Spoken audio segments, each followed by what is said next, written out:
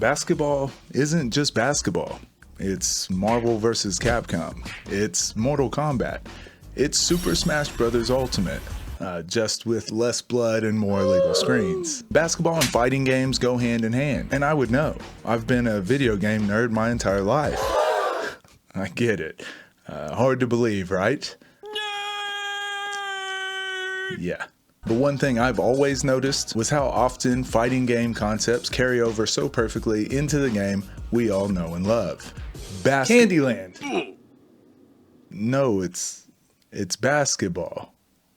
The game is basketball. So today I want to break down how you can better understand the game of basketball by learning these simple fighting game concepts. One of the most important concepts to understand, especially if you want to be an elite scorer, is the concept of neutral. I talk about this all the time over on the second channel, where we break down tons of game film and lots of different scenarios, but where we see this happening the most is in our one-on-ones. In fighting games, the concept of neutral exists where both players are facing each other and neither character has a clear advantage.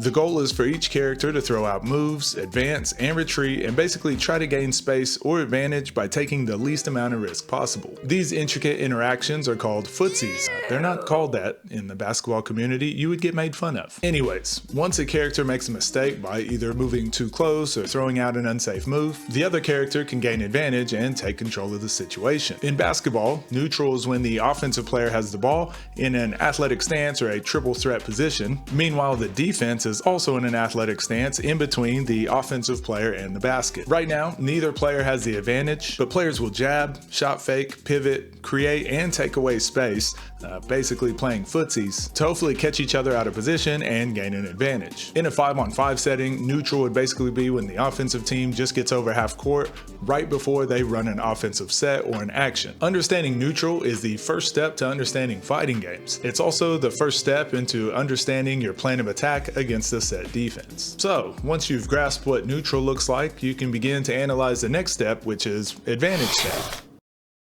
In a fighting game, one player will eventually land a hit on the opponent, which will then allow that character to continue a combo, knock their opponent to the ground, knock them into the air, or force them to retreat further to the corner. When a player is driving on offense, they would obviously be in an advantage state, meanwhile the defense would be in disadvantage. The entire point of neutral and footsies is to catch your opponent off guard and force them to now react to your offensive options, and if they guess wrong, they will likely take tons of damage. So, we want to stay in advantage as much as possible. On the court, offense should have the advantage because they do have the ball, but that advantage doesn't actually exist until the defense has to react. In one-on-one, the offense can pump fake, jab step, crossover, step back, and many other things to force the defense to react and possibly put them in disadvantage. If they leave their feet for a shot fake, then the offensive player should have a direct drive to the basket. In 5-on-5, advantage is most often seen when the offense creates a closeout opportunity. Once the defense is forced to rotate and close the gap on an offensive player with the ball, they're in an extremely vulnerable position called disadvantage, which is a big no-no. Teams that give up a lot of closeouts usually get cooked. So in all these scenarios, we want to win neutral more, capitalize on our advantage, and minimize the times that we're in disadvantage. Pretty simple, right? Obviously, just walking back and forth in a fighting game and continuously just throwing out safe moves all the time doesn't really force the other character to have to react to anything. That's when the rock, paper, scissors aspect comes into play. In most fighting games, there are a few different ways to attack your opponent and defend at any given time. If your opponent throws a projectile, you can either jump over it or you can block it, and some characters have kind of special ways to deal with projectiles. But if you jump over the projectile and you close the gap, you've got a decision to make. You could attack your opponent, which could lead to a combo, but if they block your attack, that would leave you open to a counter. If you think they're going to block, then you simply grab them, since blocks don't really defend against grabs. This is essentially the rock, paper, scissors element that most fighting games revolve around. Similar to basketball, if we go back to our earlier example of both players being in neutral, we can see this same style of rock, paper, scissors being played. A defender can close the gap on an offensive player to put more pressure on them, and now the offense has a decision to make. If they think the defense is closing out fast enough, they can either drive full speed right or full speed left. If they think they have enough time, then they can simply shoot the ball. Obviously, in both fighting games and basketball, there's far more nuance that goes into each of these situations, but that's a surface level look of how these mind games and battles for position begin.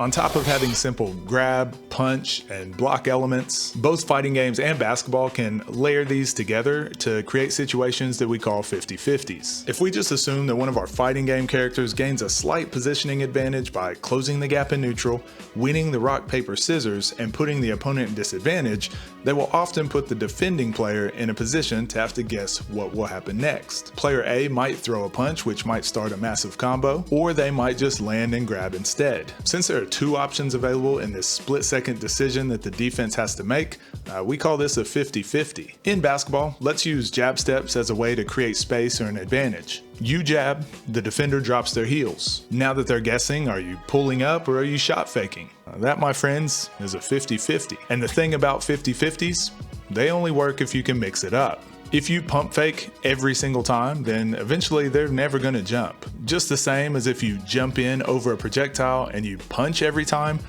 eventually the defense is just going to shield. The beauty is finding opportunities to set a player up. You can jab step into a jump shot. That way the next time they're defending you, after you jab step, of course they're ready for the shot, so then you pump fake and go around. I know all of this sounds extremely complicated and it seems like you're never going to know exactly what move to do and when, but this is around the time where this whole thing starts to come together. And that's where flowcharts come in. They take the chaos of neutral and simplify it into automatic reactions. Once you understand when these situations are occurring and what to look for, you can begin building your own game plan or flowchart to help make your decision making a lot easier. Again, looking at fighting games. If we know our opponent likes to shield or block whenever we jump in and close the gap, we can pre-plan our attack for when we land. Since they have been blocking most of the game, if a situation comes up where we get a jump in, we can assume they will also block, which tells us the next logical step in our flowchart is to grab them and throw. Then we can just assume the next time that we jump in, they're going to be ready for that and we can throw a punch instead and start up a massive combo. This is a flowchart. If this, then this. Basketball works exactly the same, and the best time to think about this is during a closeout. If the defense is closing out slow, then you just shoot the ball. If they close out under control, that's when you need your counter, maybe a shot fake or a jab step. In fighting games, however, someone's already built the flowchart to your character.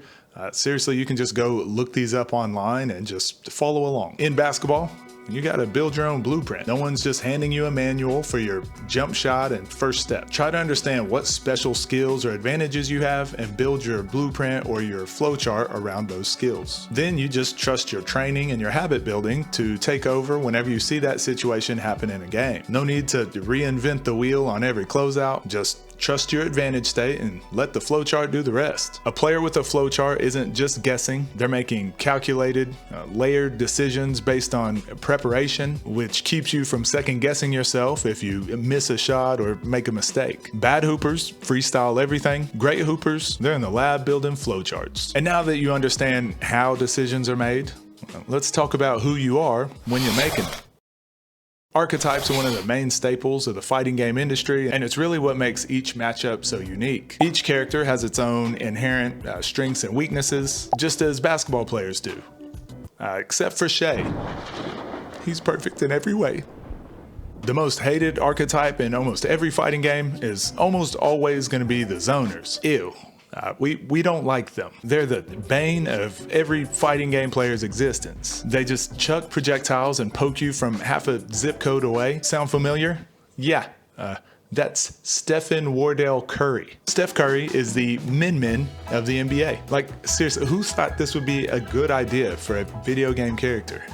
But I digress. We can't all be super cool rush-down characters that constantly push the pace and are always on the attack. Think prime Russell Westbrook, Dwayne Wade, Baron Davis, Allen Iverson. These guys want to play fast and aggressive, just like these rush-down characters that I'm gonna put on the screen for no reason other than I just really like their playstyles, and for absolutely no other reason. None. Next up, we have the grapplers, aka the big men down low. This one's pretty self-explanatory. The big slow character that if he gets close enough he'll end the game with one combo, aka the big Aristotle, the big Shactus, the big Diesel, Shaquille O'Neal. If he catches the ball down low, just get out of the way. And lastly, the all-rounders, Jimmy Butler, Shea, Kobe, Kawhi, Jordan. These are your guys that can do a little bit of everything. Too big for the smaller players, too fast for the big players. Similar to the shoutouts or Ken and Ryu, who they've got projectiles to stay long distance, but they can also throw some hands if they're up close. Player archetypes are super important to understand when it comes to understanding your advantages, disadvantages, and just overall developing a flowchart. It can help you quickly identify these scenarios without having to rethink or reinvent the wheel every single time you see something new. Comment down below which type of player are you, and don't say min, or I'll block you.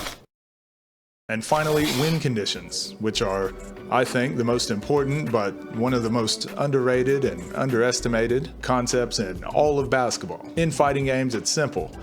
What's your ideal scenario, and how do you force your opponent into their least ideal one? That's your win condition. It's your play style at its most effective. Efficient players and winners will stick very closely to a game plan in order to consistently move the needle in their favor. Using the character archetypes that we just learned about, if we take a character like Dal Sim, who wants to stand full screen and play Stretch Armstrong, then it's his advantage to keep the fight at long range. And let's just take another random character like, I don't know, Chun-Li. Again, completely 100% chosen at random. Chun-Li wants to be up close and personal, using her fast attacks to start combos and deal tons of damage. Whichever fighter can execute on their game plan by moving the win condition into their favor will likely win the game. Basketball is the same. You don't want to play the other team's game. If you're guarding Steph Curry, your win condition is simple. Do not let him get clean threes. Run him off the line, force him into tough twos, make literally anyone else beat you. You're not trying to shut down everything. You're just trying to take away his superpower, aka his win condition. So now that you know how to fight, who you are, and how to win, all that's left is just a few more terms to help you level up even further. And to do that, we're going to do our famous speedrun segment. Whoa. Wait, before you do that, weren't you going to tell me about that cool chair you got sitting over in your office? Wait, you mean that and-a-seat chair that I used to edit this very video? Oh, you're doing the sponsor thing again, aren't you? Damn right. Go ahead. Hi, I'm Mr. Coach Midrange, and sometimes hoopers make such bad decisions that I gotta hit a full 160-degree recline just to process it all. Luckily, I'm doing it in style, with and-a-seat Kaiser 3 series. This thing's not just a chair, it's all of your hopes and dreams in the shape of a comfortable command center. We're talking high-density foam, 4D armrest, and premium PVC leather so smooth it should be getting max offers from every D1 program. Click on the link down below and use the code THEMIDRANGE for $30 off this very chair that you see in the video. Whether you're watching film, editing highlights, or rage quitting after getting cooked on 2K, the Kaiser 3 has you covered with a steel frame and aluminum base strong enough to support up to 200 kilograms, which is a real measurement everywhere in the entire world except America. Oh, and it comes with a 6-year warranty, which is 5 more years than most hoopers give their actual dreams. Upgrade your setup so you can comfortably watch Blue's Clues or TikToks or whatever the kids are watching nowadays, and go on. You know you want one. Best try and-a-seat. Now, back to slightly less attractive me. Thanks. I think. Anyways, on to our speedrun. If you shoot the ball on a catch 3 times in a row, best believe the next time that defender is most likely going to jump. That's what we call conditioning. Maybe you've done a dribble handoff multiple times in a row, and the next time you fake it for a layup. Conditioning. Maybe you're playing against your little brother and you're just sitting full stage throwing constant projectiles at him because he doesn't know how to deal with it, and now he's conditioned to break your controller. GG's, I guess. Combos. I mean, do I really need to explain this one? In fighting games, it's mashing all the buttons at the same time to create a cool little deadly combination of moves. In basketball, it's a shot fake, jab step, crossover step, throw down, dribble into a spin move like I used to do in college. Or in a team context, it's a dribble handoff into a pocket pass to the roller, in which he finishes off with a dunk. Magnifique.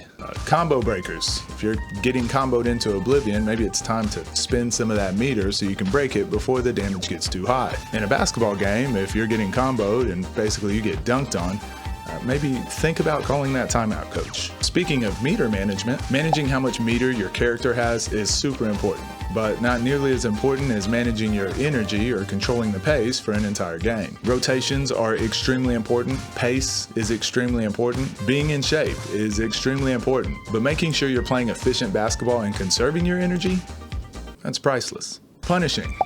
One of my biggest pet peeves is when someone has the advantage and they can't capitalize on it. If you get someone in the air with a pump fake, you better be able to get to the basket efficiently and finish, or create a closeout for a teammate. If you can't, you need to practice until you can. Just like in Mortal Kombat. If you get that jump in with Sub-Zero and then you can't finish the combo, what's even the point? Matchup knowledge. Every character will have different advantages and disadvantages against every other character, and you need to know the game plan before the fight even starts. We briefly covered this with character archetypes, but basketball is pretty much the same. Go get in the lab, read the scouting report, watch some game film, and don't show up unprepared.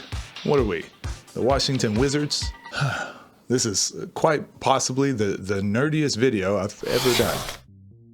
Hopefully this video made sense to some of you other video game nerds out there, and if not, I wish that you were simply just entertained. I had a blast combining my love for video games and basketball into one video, and also what a perfect sponsor we had with the And Seat chair as well. And before we go, I want to give a huge shout out to you guys, the community that we've built up on this YouTube channel that we started just over a year ago. We've got over 26,000 subscribers on this channel and over 6,000 subscribers over on the second channel as well, and that is all just mind-blowing to me. And not to forget our Patreon and YouTube members. You guys have honestly allowed me to put way more time into this content and bring as much value to the community as possible. And a lot of people have been asking about King Butch and why he gets a special shout out in every video. Honestly, he was just the first YouTube member that we had on the channel when I started way back when, a year ago, and was just trying to find my feet in the content space. So I thought it was just important to show love, not just to our fearless leader and ruler and all-knowing one King Butch,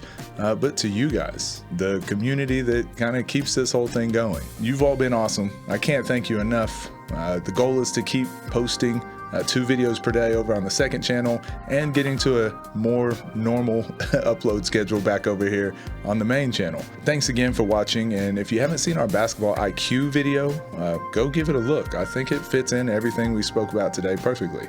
Otherwise, take care, and I'll see you guys in the next one.